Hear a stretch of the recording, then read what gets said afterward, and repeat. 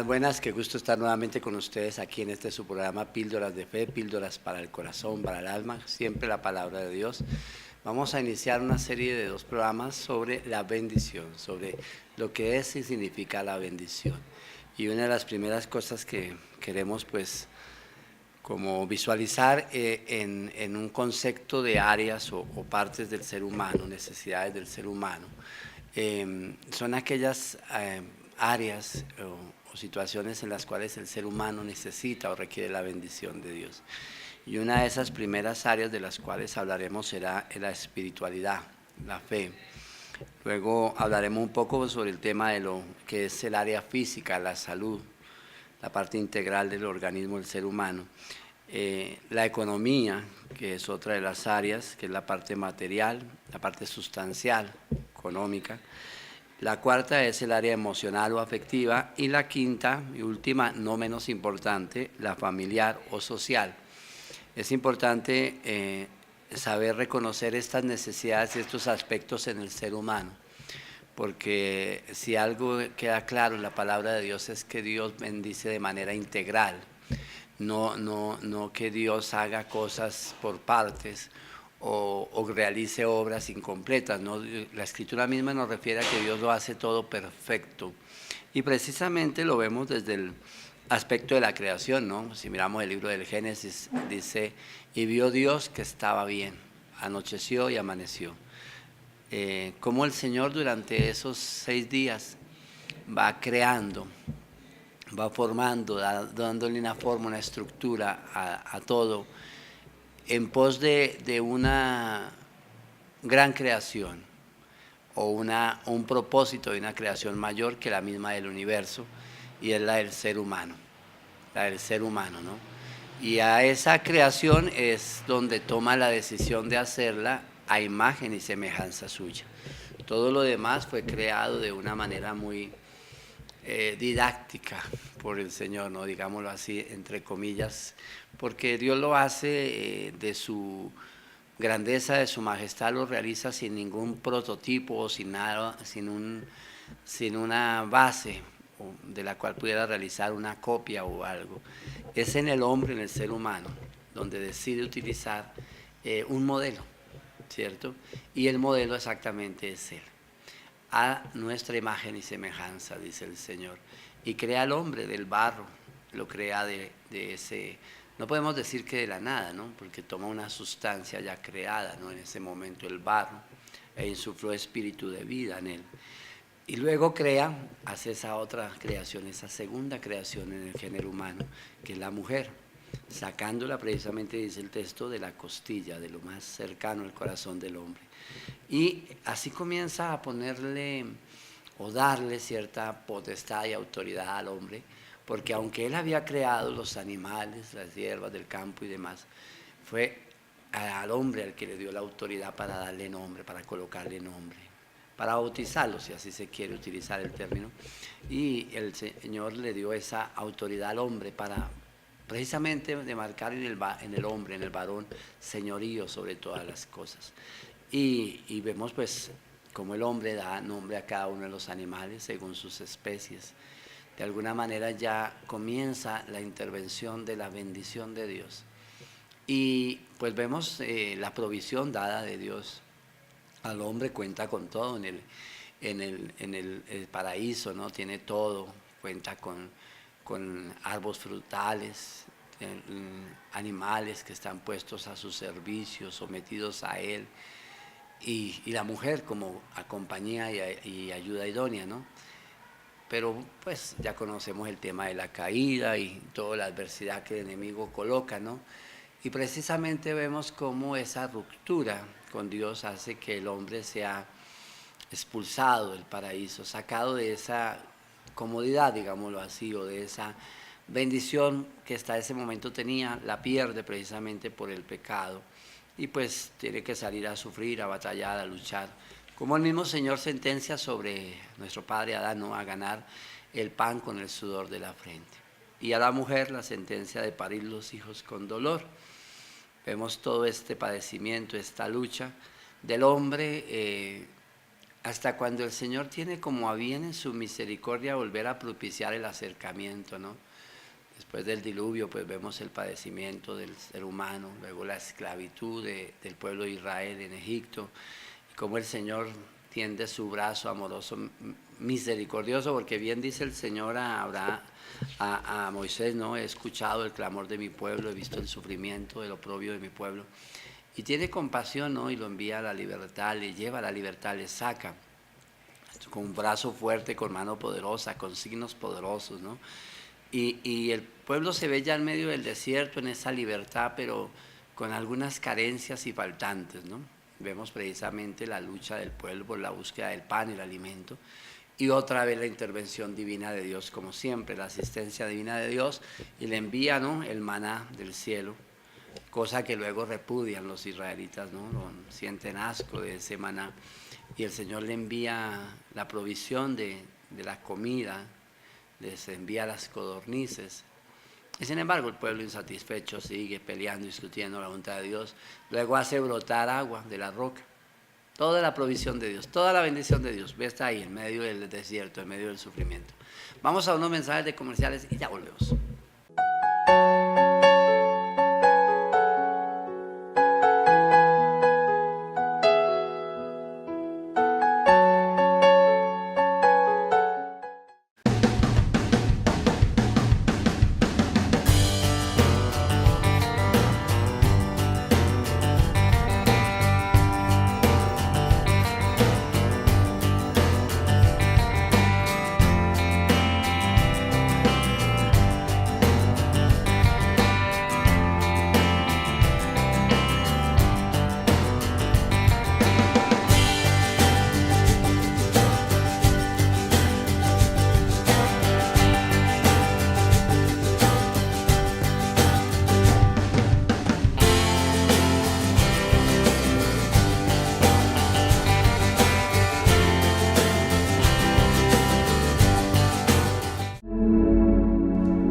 Historias de vida, personas, lugares, hechos reales.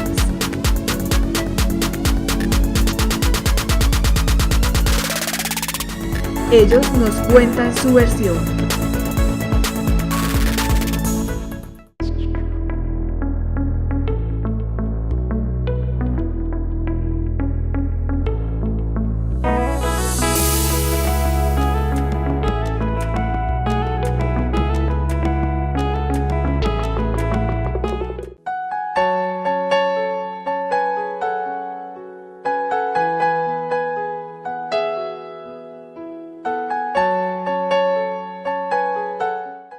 Y estábamos hablando en el segmento anterior de todo ese paso de bendición, ¿no? Desde el libro de la creación hasta la salida del pueblo de Egipto, la provisión del Señor en medio del desierto.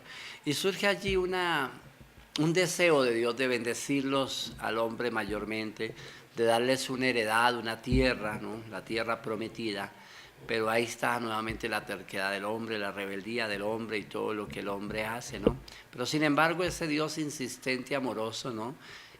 Llama a Moisés allí al monte del Sinaí y le entrega las tablas de los mandamientos, leyes establecidas para la bendición. Porque a diferencia de lo que nosotros hemos creído o siempre hemos visualizado en la ley de Dios como una regla meramente establecida para su cumplimiento, y donde no hay nada más que hacer y donde no hay nada más por lo cual luchar, nos damos cuenta que más que leyes o estamentos de ley, porque si hubiese sido propio del Señor establecerlo meramente como una ley, como sometimiento al género humano, pues hubiera estado en el libro del Levítico, no en el libro del Éxodo. Pero estando en el libro del Éxodo cabe recapacitar algo, y es que más que una ley o una norma, es un camino, es un patrón de alineamiento que el Señor coloca. ¿Para qué? Precisamente para la bendición, para vivir una vida en plenitud. Pues sabemos que la consecuencia de cada pecado es la muerte, ¿no? El que roba, pues tiene su consecuencia, ¿no? El que mata tiene su consecuencia, ¿no?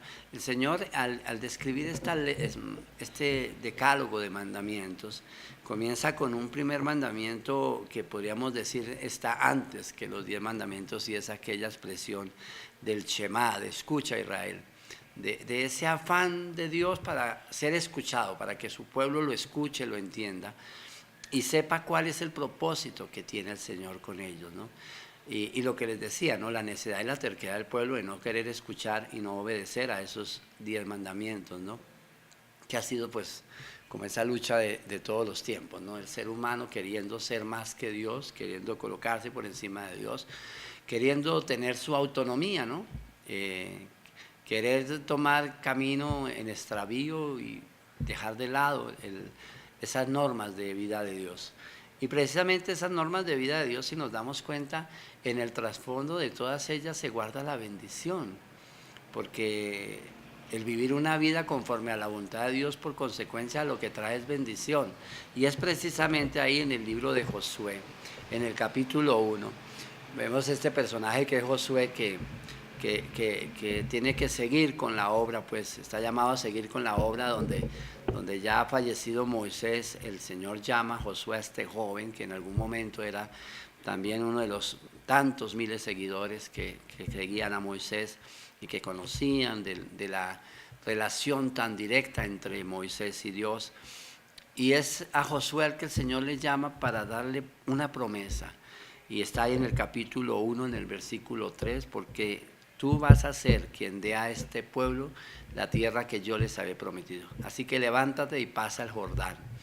Y le habla el Señor de una misión. Y por ahí ya en el versículo 7, 8, el Señor hace una anotación muy clara a Josué, y es: recuerda la ley que mi siervo Moisés te prescribió. Y esa parte me llama mucho la atención, porque lo que dice fue prescribió, no dijo escribió, sino prescribió. O sea, que debe Josué tener en cuenta que se le fue dada a Moisés y a todo el pueblo para cumplirla. Y ahora era tiempo de que Josué y todo el pueblo la cumpliera, pues ya había fallecido Moisés, ¿verdad? Entonces, ese prescribir de la ley tiene un propósito, y es el cumplimiento. La ley no fue dada para incumplirla, ¿no? Hoy en día estamos muy dados a tener esa temática o ese concepto que la ley se hizo para incumplirla o infringirla. No es así. El propósito de la ley es cumplirla, y más la ley de Dios. En este caso, pues vemos cómo el Señor le exhorta a Moisés primero a que la aprenda, a que medite en ella día y noche, y no se aparte la ley de su corazón. Qué hermoso, ¿no? Porque a veces decimos de nuestro corazón, acá nos metemos con el tejido semiblando, el miocardio, y creemos que tomar la palabra de Dios es escucharla acá en nuestro oído humano y pasarla aquí al corazoncito, aquí a este movimiento diástole y sístole que hace el corazón solamente para bombear la sangre, y es ahí donde nos equivocamos. Yo creo que en vez de pensar en bajar la palabra, deberíamos pensar en subirla, porque es al corazón, a la mente del hombre, allí donde el Señor le invita a Josué que la medite día y noche, y se esmere por cumplirla, porque le promete el Señor ahí en versículos 7, 8, dice: y todo cuanto hagas te irá bien, esfuérzate y sé valiente. Vaya, que no le pide casi nada, ¿no? Esfuérzate y sé valiente, cumple mi palabra al pie de la letra, como declarará en el libro del Deuteronomio, sin desviarte ni a derecha ni a izquierda. Porque la palabra de Dios es clara, es concisa. No, la palabra de Dios no tiene ese carácter que nosotros hoy en día le hemos dado, y muchas denominaciones religiosas, de revelación. Es que me ha dado el Señor una nueva revelación, ¿no? Y parece que cada rato todo el mundo tiene revelaciones, y todas esas revelaciones, pues perdone a mi manera de verlo, creo que a veces es solamente para darle otra dirección a la palabra y no cumplir lo que realmente dice el Señor. Allá lo dice desde el Antiguo Testamento, el Éxodo 20, ¿no? Amarás al Señor tu Dios con todas las fuerzas, ¿cierto? Y pues es eso, amar a Dios. Dios quiere ser amado, Dios busca ser amado, pero también requiere ser obedecido. Igual que papá o mamá, ¿no? Cuando amamos a papá, mamá, pues le obedecemos, ¿cierto? Cuando amamos a nuestros familiares, ¿no? De una manera u otra, si ellos tienen una autoridad sobre nosotros, pues les obedecemos, ¿cierto? Hasta a la abuelita hay que obedecerle, ¿cierto? También a la suegra, ¿no? De vez en cuando, ¿no? Ahí tenemos obediencia. Es una gracia meritoria la obediencia. Aquí en este caso el Señor le está diciendo a Josué, porque si él cumple la palabra, todo cuanto haga le va a ir bien. Por ende, si le va bien a Josué, pues le va bien al pueblo. Y Josué comienza a entender que el punto primordial para la bendición es la obediencia. Y así tendrá que irlo entendiendo el pueblo, y así también tendremos que entenderlo nosotros, que para la bendición se requiere la obediencia. Nosotros a veces creemos que la palabra de Dios solamente es letra muerta, o simplemente una serie de palabritas que están ahí como un librito y un manual que de vez en cuando lo requiramos para calmar nuestra conciencia o para calmar nuestros nervios lo leemos. No, la palabra de Dios es un manual de vida para aplicarlo en la vida, para vivirlo. Por eso bien dirá la palabra, el verbo de Dios se hizo carne. Lo que meditamos y contemplamos en la oración, en el ángelus, en el rosario, es que el verbo de Dios se hizo carne. Y el verbo de Dios, la palabra de Dios se hizo carne en la persona de Jesús. Y recordaremos lo que dice en Filipenses 2:8, se hizo obediente en todo, hasta la muerte y muerte en cruz. Por eso Dios lo enalteció y le dio el nombre que está sobre todo nombre. Entonces, qué hermoso entender que la obediencia pues trae la bendición. Si el mismo Dios se hizo obediente, siendo Dios hombre, se hizo obediente a Dios Padre. Yo no he venido a hacer las cosas por mi cuenta, sino por el que me ha enviado. Yo no doy testimonio de mí, sino del que me ha enviado. Tan hermoso nuestro Señor Jesucristo, porque siempre nos está recalcando la obediencia. Tan bello, ¿no? Y la misma Virgen María nos da doctrina y enseñanza en las bodas de Caná de Galilea, cuando le dice allá a los hombres que estaban allí pendientes del tema del vino, ¿recuerdan? Y los apóstoles, hagan lo que Él les dice.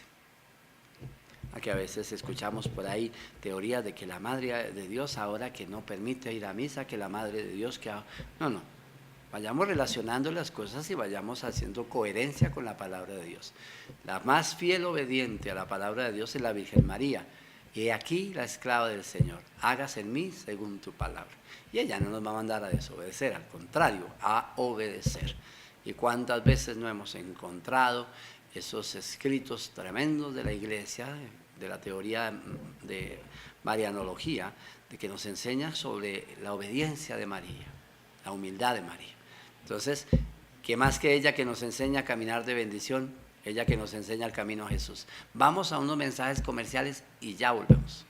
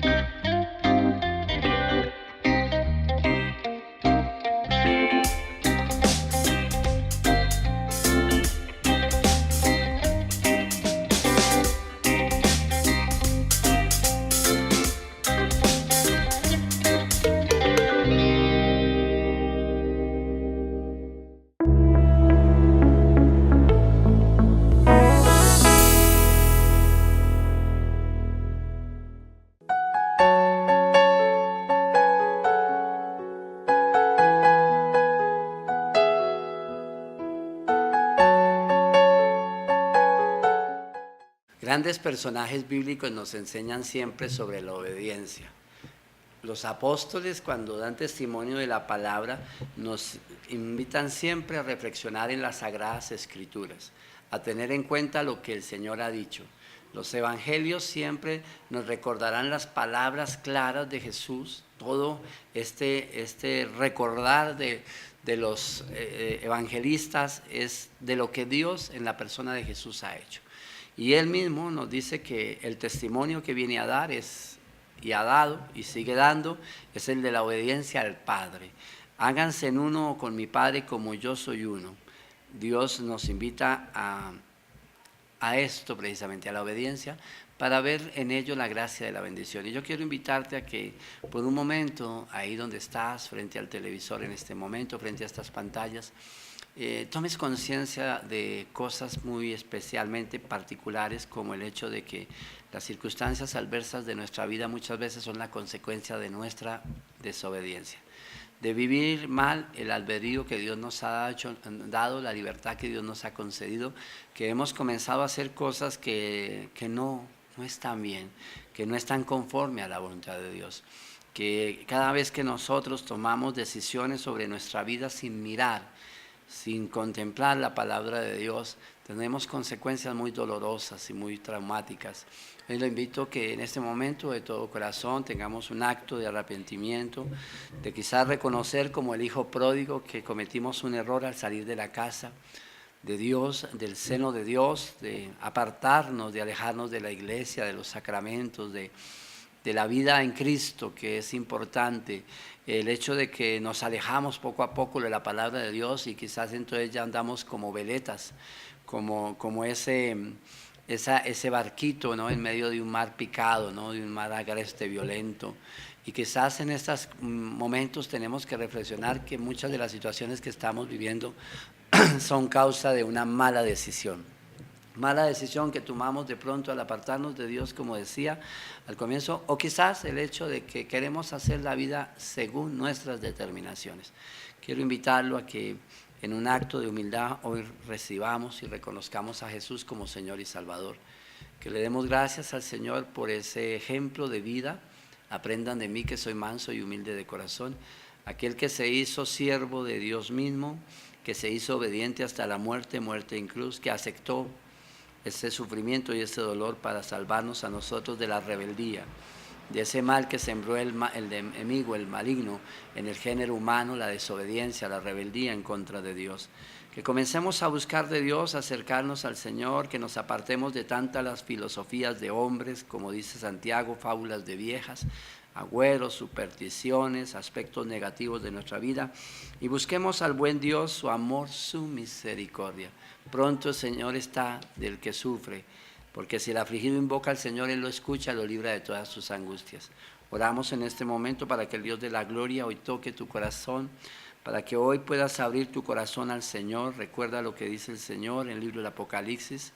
Aquí dice el Señor en su palabra: mira que estoy a la puerta y llamo, si alguien abre, mi Padre y yo entraremos y cenaremos. Que donde quiera que estés en este momento, alces tu voz para reconocer a Jesús como Señor y Salvador, que eleves su oración y le clames al buen Dios, que tengas la confianza de saber que Él te escucha, que Él está atento a tu súplica. Jeremías 33:3, llámame y te responderé. Que le creas al Señor, que Él sí te escucha, que Él sí te atiende, que Él está dispuesto para ti y que no hay nada que puedas temer si Dios está contigo. Si Dios se levanta a tu favor, ¿quién contra ti? No tengas temor ni miedo en este momento de abrir el corazón a Jesús, reconocerle que le necesitas, que le amas, que quieres conocer de Él, saber de Él, de su palabra. Porque quizás tú y yo estamos viviendo la ignorancia espiritual, el alejamiento de Dios, pero eso no nos impide acercarnos a Dios, y quizás es hoy momento de que tomes esta decisión. Que ahí donde estás, con tu corazón dispuesto al Señor, le permitas obrar, le permitas ser el dueño de tu vida, le permitas ser Señor de tu vida, porque Él es el Señor de la vida, porque Él es el verdadero y único Dios. Invitamos ahí que tomes un momento para abrir tu corazón y comentarle todo lo que estás viviendo, lo que estás pasando. Y Él, que es un amor, misericordia pleno, total, Él que es el amor y la ternura misma, vendrá a guiarte, a dirigir tus pasos por sendas de bendición, a encaminarte a la bendición. Así que no tengas miedo, no tengas temor, solamente dile: Señor, aquí estoy, toma mi vida, haz de mí lo que quieras. Por todo lo que hagas te doy gracias, porque es una necesidad para mí el darme, entregarme en tus manos con absoluta confianza, porque tú eres mi Padre. Dile al Señor que tome las riendas de tu vida, que encamine esta balsa mar adentro, esta barca mar adentro, que te lleve por caminos seguros, por sendas de bendición, y que dé cumplimiento a su palabra, pues Él ha dicho que te llevará a una tierra donde mana leche y miel. Es tiempo de que le abras tu corazón al Señor, y pasarán las penurias, pasarán los sufrimientos, traerá el Señor sanidad sobre la tierra, sanidad sobre tu vida, sobre tu familia, porque Él lo ha prometido. Cree en el Señor y serás salvo tú y toda tu familia. Queremos dejarte con esta palabra en el corazón hoy, en el nombre de Jesús. Que Dios siga colmando de bendición tu casa por años sin término. Hasta una próxima ocasión.